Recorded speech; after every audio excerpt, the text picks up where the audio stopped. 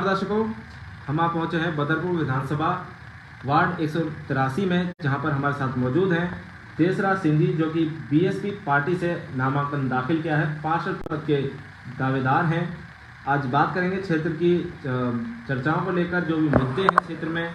Sir, आखिर BSP party से आप आगे बढ़ रहे हैं, क्या लगता है क्षेत्र में क्या समस्याएं आपने देखी हैं? क्षेत्र में सबसे बड़ी समस्या है कूड़े का जो ढेर लगा हुआ है। जहाँ भी सफाई हो जाती है वहाँ पर कूड़ा नहीं उठता है। दूसरा, हमारे इस क्षेत्र में गायों का बहुत बड़ा आतंक है। गली गली गंदी पड़ी है, प्लॉट कचरे से भरे पड़े हैं। दूसरा, यहाँ जो पार्षद और मेयर रही हैं अनामिका सिंह, उन्होंने हमारे ब्लॉक में काम ही नहीं किया। कोई भी पैसा उन्होंने हमारे ब्लॉक में नहीं लगाया है। मेरा सबसे बड़ा मुद्दा ये है, सफाई सबसे बड़ी चीज़ है। दूसरा, लाइटिंग की हमारे यहाँ पर दुर्दशा बहुत ज़्यादा है। कंप्लेंट करते हैं तो लोग सुनते नहीं हैं। वो सीधे कहते हैं कि लाइट हमारे हाथ में नहीं है, हम सिर्फ रिपेयर कर सकते हैं, चेंज नहीं कर सकते। बात करें आपके वार्ड की, तो यहाँ पर बीजेपी के विधायक भी रहे हैं, पार्षद भी हैं, सब कुछ होने के बावजूद आखिर विकास में कमी क्यों आई है? उनकी नीयत में कमी सबसे बड़ी। यहाँ से पार्षद और मेयर भी बीजेपी का है, सांसद बीजेपी का है, विधायक भी बीजेपी का, फिर भी यहाँ काम नहीं हो रहे हैं। हमारे क्षेत्र में सबसे बड़ी समस्या है मीठापुर का जो पुल है वो आज तक नहीं बना दूसरे वाला, जबकि यूपी गवर्नमेंट भी इनकी अपनी है और सेंट्रल गवर्नमेंट की इनकी है और एमसीडी भी इनकी अपनी है। फंड की इनके पास कोई कमी है, लेकिन इनकी नीयत में सबसे बड़ी कमी है। क्या लगता है बीएसपी पार्टी अगर क्षेत्र में जीत का झंडा लहराती है तो सबसे पहले किन मुद्दों को उठाकर विकास कार्यों को चुनौती देती है? हमारे अधीन जो काम होंगे वो जो वार्ड में जो काम होते हैं, मेन साफ सफाई का है, लाइटिंग का है। और हमारे क्षेत्र में जो नालियों की दुर्दशा है वो हमारे पास रहेगी। यदि हमें जनता मौका देती है हम इन पर ध्यान देंगे। और जो एमसीडी का स्कूल है उसकी दुर्दशा बहुत बुरी है। वहाँ बच्चे पढ़ने जाते हैं लेकिन अव्यवस्था बहुत मिलती है। अभी पीछे कुछ सुनने में लगा कोई बच्चा वहाँ से चोरी हो गया था। और जो टीचर हैं वो ठेकेदारी प्रथा पे हैं, उनको पर घंटे के हिसाब से सैलरी मिलती है। तो ठेकेदार की नौकरी करने वाला आदमी कभी भी जो शिक्षा बेहतरीन तरीके से नहीं दे सकता है। ठेकेदारी प्रथा पे दिल्ली गवर्नमेंट भी चल रही है और सेंट्रल गवर्नमेंट भी चल रही है। जितनी सरकारी नौकरियाँ थी इन्होंने सब ठेके पर दे दी है।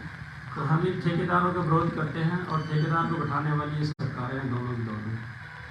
बात करें इस बार चुनाव में सभी पार्टियों के दावेदार मौजूद हैं, साथ ही आप भी अपनी पार्टी का परचम लहरा रहे हैं।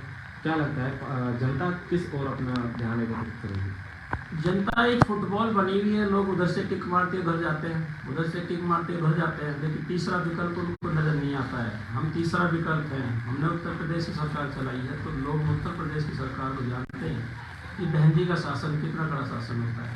शासन प्रशासन में बैठे हुए लोग भी महसूस करते हैं कि बहन जी का शासन बहुत अच्छा था। सर, कई पार्टियां हैं बट आपने बीएसपी ही की।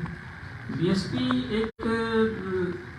एक मिशन मूवमेंट आंदोलन है जो गरीबों के हित में आंदोलन खड़ा हुआ है। साहब कांशीराम ने जो मिशन मूवमेंट बनाया DS4 बाम से और बीएसपी के नाम पे, बहुजन समाज पार्टी समतामूलक समाज बनाना चाहती है। यहाँ जो आज देश में गरीबी और अमीरी की जो खाई जो पट जा रही है ना, और जब से भारतीय जनता पार्टी सेंटर में आई है तब से इस देश में जातिवाद बहुत ज़्यादा बढ़ा है। दूसरा, धर्म को लेकर नहीं, हिंदू मुस्लिम बहुत ज़्यादा हो रहा है। हम चाहते हैं कि भी देश का निवासी देश के अंदर है और उसको सारे अधिकार मिलें, उससे रोजगार भी मिले, उसको मान सम्मान भी मिले, उसको नौकरी भी मिले और उसको पढ़ाई में अधिकार भी मिले। हॉस्पिटल में जाए तो वहाँ अच्छा स्वास्थ्य मिले। आज सिर्फ मीडिया में, नेशनल मीडिया में ये सरकार चल रही है, दोनों नीतियाँ दोनों की एक है। जैसे कि आंगनवाड़ी का दिल्ली गवर्नमेंट के खिलाफ एक आंदोलन हुआ था जिसमें 894 महिलाओं को इन्होंने सस्पेंड कर रखा है। और आंगनवाड़ी में क्या है कि नौकरी का एक बहाना है, जब वो लेडीज रिटायर होती है उसको एक पैसा नहीं मिलता है, कोई रेगुलर उसका अपॉइंटमेंट नहीं है। वही दिल्ली गवर्नमेंट में सिविल डिफेंस का भी हाल है, वहाँ भी ठेकेदारी प्रथा है। उसको 18 से 20 हज़ार रुपये मिलते हैं लेकिन उसका कोई भविष्य नहीं है। अगर वो रिटायर हो गया तो उसको पेंशन नहीं है, अगर वो मर गया तो उसके परिवार को नौकरी नहीं है, अगर उसको कहीं बीमारी से मारी हो उसका कोई मेडिकल क्लेम नहीं है, उसका कोई DA नहीं है, उसका कोई आचार्य नहीं है। ये सब चीज़ इन्होंने छीन ली जो बाबा साहब डॉक्टर अम्बेडकर ने संविधान में दी थी। तो हम इन चीज़ों को फिर से रिपीट करना चाहेंगे। आज हम तलाशते हैं कि गजटेड ऑफिसर कॉलोनी के अंदर एक भी नहीं मिला। क्यों? ये सारी नौकरियां क्लास 3 और 4 की पोस्टें सारी प्राइवेट कर चुके हैं, तो गजटेड ऑफिसर हमें मिलेगा कहाँ? फिर हम सर्टिफिकेट अगर वेरीफाई कराने जाएंगे तो हमारी मजबूरी होगी पार्षद के पास जाओ, एमएलए के पास जाओ, सांसद के पास जाओ। वो एंटी पार्टी के होते हैं, वो हमें पहचान लेंगे, हमारे सर्टिफिकेट वेरीफाई वो क्या करेंगे। तो हम उसी व्यवस्था को दोबारा लाना चाहते हैं, गेस्टेड ऑफिसर वाली। यदि वो गेस्टेड ऑफिसर हमें गली और मोहल्ले मिल जाए ताकि हमारे साथ इस तरह कोई विरोधाभास ना हो, क्योंकि वो गेस्टेड ऑफिसर सबके लिए होता है। सबसे बड़ा मुद्दा देखा जाता है कि ओजोन, जो कि यहाँ पर काफ़ी गरमाया हुआ है, लोग अपने घर नहीं बना सकते। तो क्या लगता है इसमें कितनी मदद करेगी आपको? देखिए, ये तो हमारे जो सम्मानित विधायक रामेश सिंह बिदोड़ी जी, उन्होंने जब 2020 का चुनाव लड़ा था तब भी यहाँ ढोल बजवाए थे मनोज तिवारी जो बीजेपी के अध्यक्ष थे कि ओजोन गोजोन, हमने ओजोन हटा दिया, फिर भी ओजोन खत्म नहीं हुआ। आज भी लोग मकान बनाते हैं तो एमसीडी वाले अलग खर्चा लेते हैं, पुलिस अलग खर्चा लेती है, लेकिन माध्यम उनका कोई और होता है, वो डायरेक्ट नहीं होते हैं। और इसमें जो हमारी मेयर है उन्होंने इस पर ऑब्जेक्शन नहीं लिया था कि वो भी जानती हैं कि कहीं ना कहीं से हम भी दबाव में हैं, जो सच्चाई है। तो हम इस चीज़ को ख़त्म करना चाहते हैं, हम ऐसा शासन देना चाहते हैं, ऐसी व्यवस्था देना चाहते हैं कि लोग अपना मकान भी बनाएं, अपना रोजगार भी तलाशें, अपने बच्चों को अच्छी तरह से पढ़ाएं। अभी आपने पीछे देखा था कि भी जो ऑनलाइन पढ़ाई हुई थी, उस ऑनलाइन में बच्चे बर्बाद हुए सिर्फ मोबाइल पे। एक परिवार में अगर 18 से 20 हज़ार रुपये कमाई थी तो अगर 3 मेंबर हैं, तीनों को 10 से 12 हज़ार रुपये का मोबाइल चाहिए। और उस मोबाइल का रिचार्ज आप देख रहे हैं, जो हम 10 रुपये का नेटवर्क लेके नया और मिस कॉल का मार के हम बात कर लेते थे, आज वो 10 रुपये की 150 रुपये का इन्होंने लास्ट ऑप्शन कर दिया है, फिर इससे कम रिचार्ज नहीं होगा। ये लूटने का काम कर रहे हैं प्राइवेट ठेकेदारों को लाके। हम इस प्राइवेट ठेकेदारी को ख़त्म करना चाहते हैं और ये बहन जी का हमारे लिए आदेश है कि आप जनता के लिए काम करो, हम जनता के हित में काम करना चाहते हैं। अंत में क्या संदेश देना चाहेंगे दर्शकों को हमारे चैनल के माध्यम से आप?